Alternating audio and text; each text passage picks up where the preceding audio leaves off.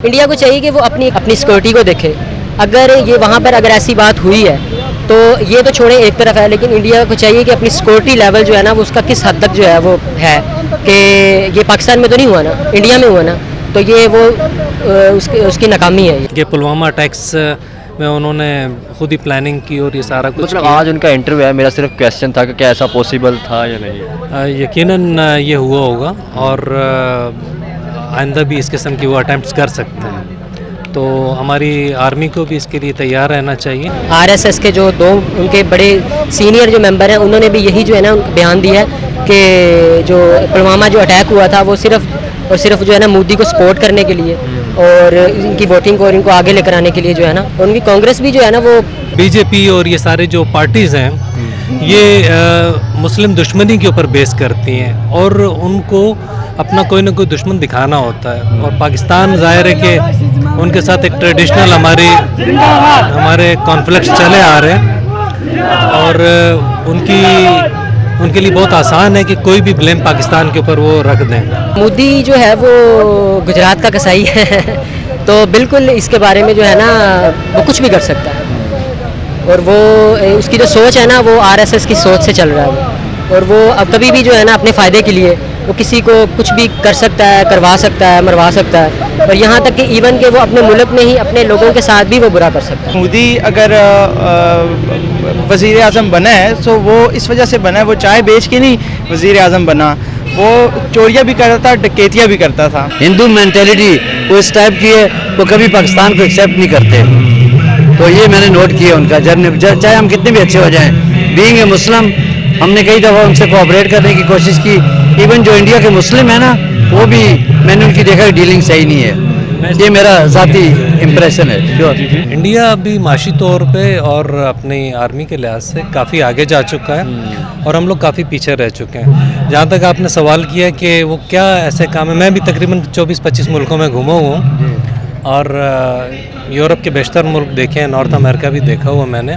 देखिए उनकी तरक्की की यही बात है कि सबसे बड़ी चीज़ है उनमें ऑनेस्टी, और दूसरा वो जो है हार्ड वर्कर है, मेहनती है, और दूसरा अपने लीडर की इज्जत करते हैं। इवन टीचर से लेके जो छोटी छोटी जो है ना तंजीमें उनके लीडर भी हैं उनकी इज्जत करते हैं। जिस वक्त हम में ये शऊर पैदा हो गया, ये हमारे बच्चों में, यंगस्टर में ये अवेयरनेस पैदा हो गई कि हमने अच्छे लोगों को फॉलो करना है, तो इंशाल्लाह हम भी वहाँ पहुँच सकते हैं। हिंदू भी हैं वो भी अब बोल उठे हैं कि वहाँ पे जो है ना मज़हब इंतहा पसंद जो है ना वो बिल्कुल सरगर्म है। इकानमी पहले से ही बढ़ी थी, ये मोदी के आने से, क्योंकि उनकी जो आबादी है ना, रकबा आबादी और उनकी जो मार्केट है वो ऑलरेडी जो थी ना वो चल रही थी। यानी कि इसमें मोदी का कोई हाथ मोदी नहीं का कोई इसमें क्या है मुझे आप बता दें, कोई उसका किरदार है? कोई किरदार नहीं। और बाकी ये मैं हाँ, जैसे समझदार फन आप देख रहे हैं पीपल टीवी। आज का जो हमारा टॉपिक है, हम पाकिस्तानी पब्लिक से पूछेंगे कि जब पुलवामा अटैक हुआ था उस टाइम के जो गवर्नर थे सत्यपाल मलिक, तो उन्होंने एक ये स्टांस एक इंटरव्यू में ये उन्होंने कहा है कि उस टाइम जो पुलवामा अटैक हुआ था तो मैंने मोदी और अजित डोवाल को ये बोला था कि ये जो हमारी अपनी कोताहियाँ गलतियाँ हैं, सिक्योरिटी लैप्स हैं, लेकिन उन्होंने उस टाइम ये कहा था कि आप चुप कर जाए। लेकिन उन्होंने एक इंटरव्यू में ये कहा है कि जो उस टाइम जब बात पाकिस्तान पर ब्लेम लगाया गया था वो आखिर उस वक्त बात क्या हुई थी, उस वक्त बात ये थी कि उस टाइम जो 2019 के इलेक्शन थे उस इलेक्शन कैंपेन को मजबूत करने के लिए ड्रामा रचा गया था। उनका ये कहना है कि मोदी गवर्नमेंट की तरफ से। तो हम पाकिस्तानी पब्लिक से पूछेंगे कि क्या वाकई ऐसा पॉसिबल था जो उनके जो गवर्नर ने ये बात की है, और सेकंड ये पूछेंगे कि अब जो 2024 के इलेक्शन आ रहे हैं कि ऐसा फिर अगेन से कोई ऐसा ड्रामा हो सकता है उनकी तरफ से या नहीं। पाकिस्तानी इस हवाले से जो भी राय रखते हैं हम आप तक पहुँचाएंगे। पीपल टीवी को देखते रहें, शुक्रिया। अस्सलाम वालेकुम। वालेकुम अस्सलाम। सर आपका नाम? मेरा नाम फारूक लोधी है। आपका नाम सर? मेरा नाम यूसुफ लोधी, मोहम्मद यूसुफ लोधी। यूसुफ लोधी। अच्छा, आज का हमारा टॉपिक ये है कि पुलवामा अटैक जब हुआ था, इंडियन एक आर्मी का कारवां गुजरा था, उसके ऊपर अटैक हुआ था, तो उस टाइम के जो गवर्नर थे ना सत्यपाल मलिक, उन्होंने मोदी को और अजित डोवाल को कहा था कि ये जो है ना हमारी अपनी कोताहियाँ जिसकी वजह से ये अटैक हुआ। तो तब मोदी ने और अजित डोवाल ने कहा था कि आप चुप रहे, मसला कुछ और, उन्होंने पाकिस्तान को ब्लेम किया था। तो सर अभी जो उनका रिसेंटली इंटरव्यू है, उन्होंने कहा था कि जब 2019 की कैंपेन थी ना इलेक्शन, तो ये मोदी की तरफ से ड्रामा किया गया था। तो क्या लगता है कि अभी जो 2024 के इलेक्शन आ रहे हैं तो क्या ऐसा कुछ मुमकिन है कि दोबारा से ऐसा कुछ हो? देखें, जहाँ तक इंडिया का ताल्लुक़ है तो वो हमारा एक ऐसा दुश्मन है कि चालबाज किस्म का दुश्मन है, और वो उससे आप कुछ भी एक्सपेक्ट कर सकते हैं कि वो कभी भी कोई भी काम इस तरह का कर सकता है। उन्होंने माजी में भी किए हैं और फ्यूचर में भी चांसेस हैं उसके करने के, और उनकी जो लोकल पॉलिटिक्स है वो बहुत ही गलीज़ तरीन पॉलिटिक्स है, और बीजेपी और ये सारे जो पार्टीज़ हैं ये मुस्लिम दुश्मनी के ऊपर बेस करती हैं और उनको अपना कोई ना कोई दुश्मन दिखाना होता है। और पाकिस्तान ज़ाहिर है कि उनके साथ एक ट्रेडिशनल हमारे कॉन्फ्लिक्ट चले आ रहे हैं और उनके लिए बहुत आसान है कि कोई भी ब्लेम पाकिस्तान के ऊपर वो रख दें। तो मैं समझता हूँ कि हमें तैयार रहना चाहिए किसी भी इस किस्म की कार्रवाई के लिए, लेकिन हम लोग अभी अंदरूनी तौर पे इतने ज़्यादा पॉलिटिकली कमज़ोर हैं, इकनॉमिकली भी हम लोग काफ़ी वीक हैं, तो हमारे लिए बहुत मुश्किल होगा इन सारे मामलात को हैंडल करना। सिर्फ एटॉमिक पावर होना ये सिर्फ काफ़ी नहीं होता, आजकल तो दुनिया किसी और तरफ जा रही है, हमें माशी तौर पे भी बहुत ज़्यादा इस्तेकाम की ज़रूरत है, पॉलिटिकली इस्तेकाम होगा तो हम माशी तौर पे मुस्तहकम होंगे। और अगर हम लोग इन्हीं सिलसिलों में लगे रहेंगे तो फिर हमारे लिए बहुत मुश्किल है कि इंडिया जैसे बड़े दुश्मन के साथ हम लोग मुकाबला कर सकें। और ये तो बहुत ही सिंपल आपने उनकी मिसाल दी है कि पुलवामा अटैक्स में उन्होंने खुद ही प्लानिंग की और ये सारा कुछ मतलब किया। आज उनका इंटरव्यू है, मेरा सिर्फ क्वेश्चन था कि क्या ऐसा पॉसिबल था या नहीं। यकीनन ये हुआ होगा और आइंदा भी इस किस्म की वो अटैम्प्ट्स कर सकते हैं, तो हमारी आर्मी को भी इसके लिए तैयार रहना चाहिए। और इमरान खान के ज़माने में तो वो कोई प्लानिंग करते तो ये पहले से बताना शुरू कर देते थे कि जी हाँ अभी इंडिया की ये प्लानिंग है, तो उनके जो प्लान्स होते थे वो भी वो अबेंडन कर देते थे कि इमरान खान पहले ही बोलना शुरू हो गए, इतना बोलते थे कि उनको अपने प्लान पे अमल करने का मौका नहीं मिलता था। और इन चीज़ों को सियासी तौर पे और अच्छे फॉरम के ऊपर ही हैंडल किया जा सकता है, क्योंकि अगर उन्होंने पुलवामा अटैक का अगर उन्होंने ड्रामा रचाया तो अगर उस वक्त हम जज्बात से काम लेते और हम लोग सेंसिबली उसको टैकल ना करते तो अभी हम उस पोजीशन में उस वक्त भी नहीं थे, अभी भी नहीं थे कि हम इन मामलात का मुकाबला कर सकें। सर आप इस पे कुछ कहना चाहेंगे? जी मैं यही कहूँगा, मैं चाहता हूँ कि ज़्यादा बातें करनी फजूल हैं। बिल्कुल। मैं आपको करीम पेश करता हूँ थोड़ी सी। वो ये है कि इंडिया ये जहन में रख ले कि हम वो नहीं जो गर्दश दौरान से डर गए, हम रक्स करने वाले हैं गर्दशों के साथ। और दूसरा बात ये है कि हम उस कौम के बच्चे हैं या बुज़ुर्ग हैं कि जिन्होंने बहुत कुछ इनको करके दिखाया है और इंशाल्लाह उनकी पॉलिसियाँ, उनकी प्लानिंग जो है ना कामयाब नहीं होने देंगे। सर हमारे बच्चे भी और हमारी यंग जनरेशन भी और जो हमारे लीडर हैं खासकर इमरान खान भी। अच्छा, आपका किसी आउट ऑफ कंट्री में विजिट हो चुके हैं सर? मैंने काफ़ी कंट्री विजिट की हैं, जापान में मैं सेटल हूँ, कनाडा में भी, उसके अलावा सिंगापुर, थाईलैंड और असमारा, एरिटेरिया, अफ्रीका, काफ़ी कंट्री में घूमा हूँ, ईरान, इस तरह काफ़ी कंट्रियों में गया हूँ। चले अच्छा सर मैं लेकिन मुझे एक बात की खुशी है कि जो भी हमारे इंटेलिजेंट लीडर होते हैं या अच्छे लीडर, उनको वो ये रहने नहीं देते। मैं आपको एक बात सुनाऊँ जापान की कि मैं एक स्टेशन पे खड़ा था तो एक लंबा चौड़ा जवान आया, अमेरिकन, काला, ब्लैक ना, आजकल ब्लैक नहीं बोलते उनको, ज़रा उन्होंने इस बात पे भी ऑब्जेक्शन किया है। तो मुझे कहने लगा where are you come from, मैंने बोला आई एम फ्रॉम पाकिस्तान।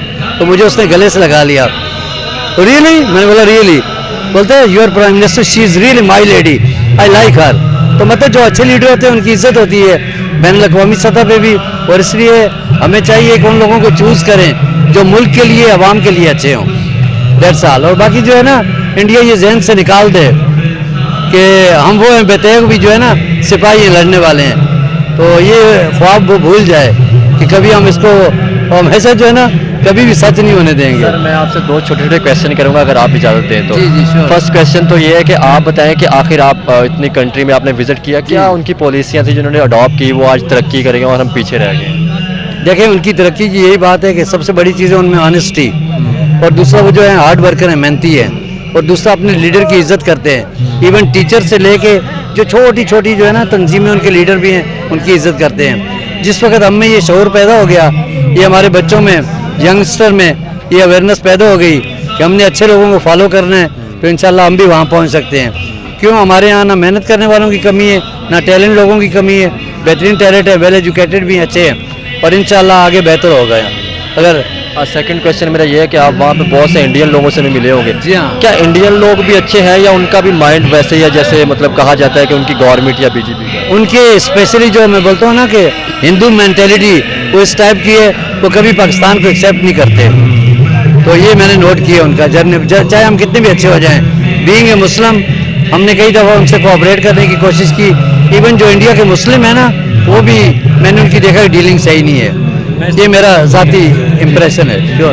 मैं इस सिलसिले में ये कहना चाहूँगा कि अगर जब आपकी दुश्मनी भी होती है ना, अगर आप स्ट्रांग होते हैं तो वो नेगोशिएशन पे आ जाते हैं। अगर आप स्ट्रांग नहीं हैं तो आपको कोई लिफ्ट नहीं कराता। इंडिया अभी माशी तौर पे और अपनी आर्मी के लिहाज से काफ़ी आगे जा चुका है और हम लोग काफ़ी पीछे रह चुके हैं। जहाँ तक आपने सवाल किया कि वो क्या ऐसे काम है, मैं भी तकरीबन 24-25 मुल्कों में घूमा हुआ हूँ और यूरोप के बेशतर मुल्क देखे हैं, नॉर्थ अमेरिका भी देखा हुआ मैंने।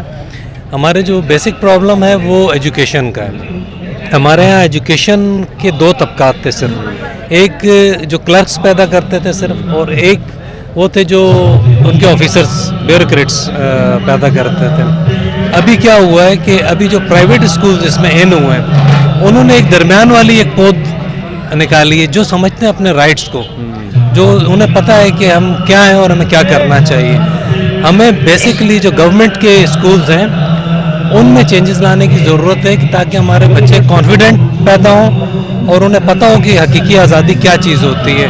जब वो लोग ऊपर आएंगे तो जमहूरी मुल्क में उन्हें अच्छे लीडर चूज़ करने की समझ होगी और वो फिर अच्छे लीडर चूज़ करेंगे, आपकी टॉप ब्रास जो है ना वो बेहतरीन हो जाएगी, तो ऑटोमेटिकली आपके मुल्क में चेंजेस आना शुरू हो जाएंगे। फिर आपको वो ग्लोबल जो वार्मिंग है उसके बारे में भी वो सेंसिटिव होंगे, कचरा कहाँ फेंकना है कहाँ नहीं फेंकना है।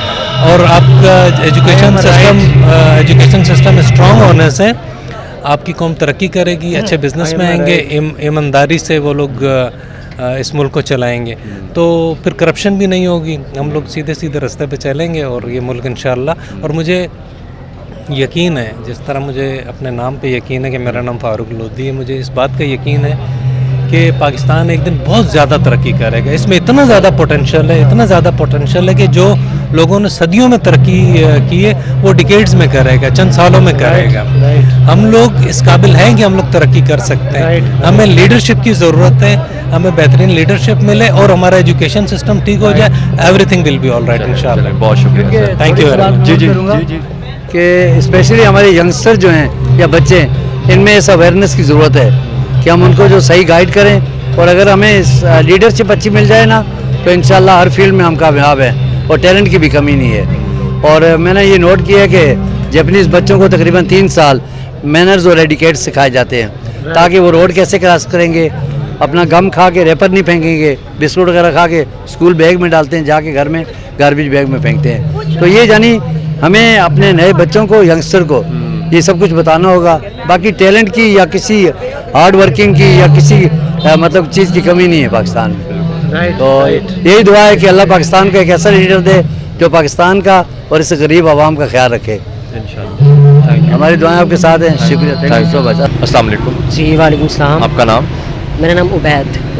अच्छा उबैद भाई, हमारा टॉपिक आज का ये है कि जब पुलवामा अटैक हुआ था ना, इंडियन आर्मी की गाड़ी गुजरी थी और उस पर जो अटैक हुआ था कश्मीर के अंदर, तो तब जब जो एक गवर्नर थे ना उस टाइम के, उन्होंने अभी एक इंटरव्यू में कहा है कि मैंने जब ये पुलवामा अटैक हुआ तो मैंने अपने एक अजीत दोवाल को और मैंने उनको, मोदी साहब को की थी कि ये हमारे अपने सिक्योरिटी लैब्स हैं और हमारे अपनी सिक्योरिटी के मसले हैं जिसकी वजह से ये हुआ है। तो तब उन्होंने कहा था कि आप खामोश रहें। तो क्या आपको लगता है कि क्या ऐसा पॉसिबल है कि वोटिंग के लिए क्या इंडियन गवर्नमेंट ऐसा कर सकती है? जी मैं तो ये समझता हूँ कि ना इंडिया को वैसे तो पर्सनल तौर पे मैं जो देखता हूँ ना, वो उसको कोई ना कोई जो है ना वो पाकिस्तान को जो है ना नीचा दिखाने के लिए वो कुछ ना कुछ जो है ना वो करता रहता है, कोई ना कोई जो है ना वो हरबे इस्तेमाल करता है। और पुलवामा का जो है वो मेरे ख्याल से 2 दफ़ा तो जो है एविडेंस जो है वो आ चुके हैं। क्योंकि पाकिस्तान पे ब्लेम किया गया था। अभी उनके एक इंटरव्यू में कहा गया है कि तब जब 2019 के इलेक्शन थे ना, अपनी इलेक्शन कैंपेन को मजबूत करने के लिए ये सब कुछ किया गया था। जी जी बिल्कुल ऐसे ही है। और वहाँ के अभी जो इनकी जो RSS के जो 2 उनके बड़े सीनियर जो मेंबर हैं, उन्होंने भी यही जो है ना बयान दिया है कि जो पुलवामा जो अटैक हुआ था वो सिर्फ और सिर्फ जो है ना मोदी को सपोर्ट करने के लिए और इनकी वोटिंग को और इनको आगे लेकर आने के लिए जो है ना, और उनकी कांग्रेस भी जो है ना वो उनका भी बयान बिल्कुल सामने है, क्लियर है। तो बाकी जो ये है कि इतनी बड़ी इकॉनमी है इंडिया की, जो है मार्केट है इतनी बड़ी, तो लेकिन उसको जो है ना वो पाकिस्तान के साथ जो है ना वो ऐसी क्या बात है जिसकी वजह से वो आए दिन कोई ना कोई इल्ज़ाम बिल्कुल, लगाता है। क्या वजह है ऐसी कि वो पाकिस्तान को, आप अगर आपने कहा कि पाकिस्तान को नीचा दिखाने के लिए, आखिर वो क्यों करते हैं, क्यों नीचा दिखाने के लिए करते हैं? असल में ये इनके अंदर जो है ना वो नफ़रत पाई जाती है। अभी जो नस्ल कुशी वहाँ पे जो हो रही है मुसलमानों की, और यहाँ तक कि जो हिंदू भी हैं वो भी अब बोल उठे हैं कि वहाँ पे जो है ना मज़हब इंतहा पसंद जो है ना वो बिल्कुल सरगर्म है। और अक़वाम मुत्तहिदा में जो है वो उसमें उनका जो है वो भी, खालिस्तान अगर सिखों की बात की जाए, हाँ जी, तो वो भी बिल्कुल एक तरफ हो गए हैं।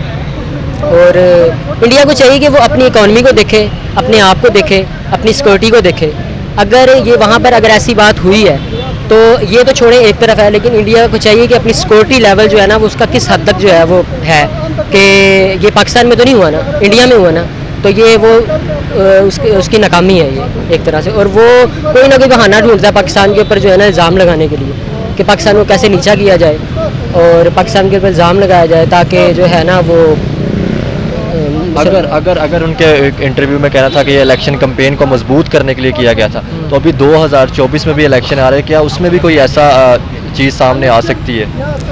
बिल्कुल, मोदी जो है वो गुजरात का कसाई है तो बिल्कुल इसके बारे में जो है ना वो कुछ भी कर सकता है। और वो उसकी जो सोच है ना वो आरएसएस की सोच से चल रहा है वो। और वो अब कभी भी जो है ना अपने फ़ायदे के लिए वो किसी को कुछ भी कर सकता है, करवा सकता है, मरवा सकता है। और यहाँ तक कि इवन के वो अपने मुल्क में ही अपने लोगों के साथ भी वो बुरा कर सकता है खुद आने के लिए। तो डैट इज़ अ क्लियर। अभी अगर देखा जाए जो इंडिया का एक बंदा है काफ़ी ज़्यादा वो स्पीचेस करता है। उसकी रिसेंटली स्पीच आई है, यंग सा बंदा है, वो ज़्यादा मुसलमानों को सपोर्ट करता है। लेकिन उसका भी ये कहना था कि मोदी अगर वज़ीर आज़म बना है तो वो इस वजह से बना है, वो चाय बेच के नहीं वज़ीर आज़म बना, वो चोरियाँ भी करता था, डकैतियाँ भी करता था। तो आप देख सकते हैं चोरियाँ डकैतियाँ, मतलब हमारे अपने आप वज़ीर आज़म देख सकते हैं। पहले तो देख ले शहबाज शरीफ, तो मैं उसको कहना नहीं चाहता लेकिन अब उसका पूरा नाम है तो बोलना पड़ेगा, शहबाज शरीफ। तो वो भी एक चोर है, वो भी लोगों को अजीतें दे के मुल्क को उसने तबाह कर दिया है। कोई ख्याल नहीं है मुल्क की, लोगों का कोई ख्याल नहीं है, बस मुल्क को तबाह बर्बाद करना है। लेकिन तो अगर उन्होंने, मोदी ने चोरियाँ, अगर आप कह रहे हैं मोदी साहब ने चोरियाँ डकैतियाँ करके बने हैं, तो वो तो अपने मुल्क को ऊपर भी तो ले गए ना। इकॉनमी एक बड़ी इकॉनमी है सर, वो अगर फिर मैं कहना चाहूँगा उनकी इकानमी पहले से ही बड़ी थी। ये मोदी के आने से, क्योंकि उनकी जो आबादी है ना, रकबा आबादी और उनकी जो मार्केट है वो ऑलरेडी जो थी ना वो चल रही थी। यानी कि इसमें मोदी का कोई हाथ मोदी नहीं। का कोई इसमें क्या है, मुझे आप बता दें, कोई उसका किरदार है?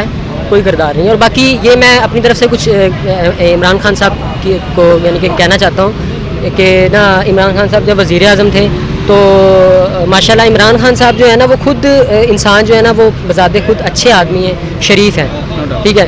और इन्होंने अक़वाम मुत्तहिदा की जनरल असम्बली में जो ख़िताब किया था ना, वो मैं आई एम वेरी इंस्पायर, मुझे काफ़ी इन्होंने ना अट्रैक्ट किया था, मैं इंस्पायर हुआ था कि इस तरह का कोई भी वज़ीर आज़म यानी कि नहीं आया जिस तरह इन्होंने बात की थी मुल्क के मतलब, इस्लामी फ़ोबिया के मतलब, और बड़ी डट के बात की थी।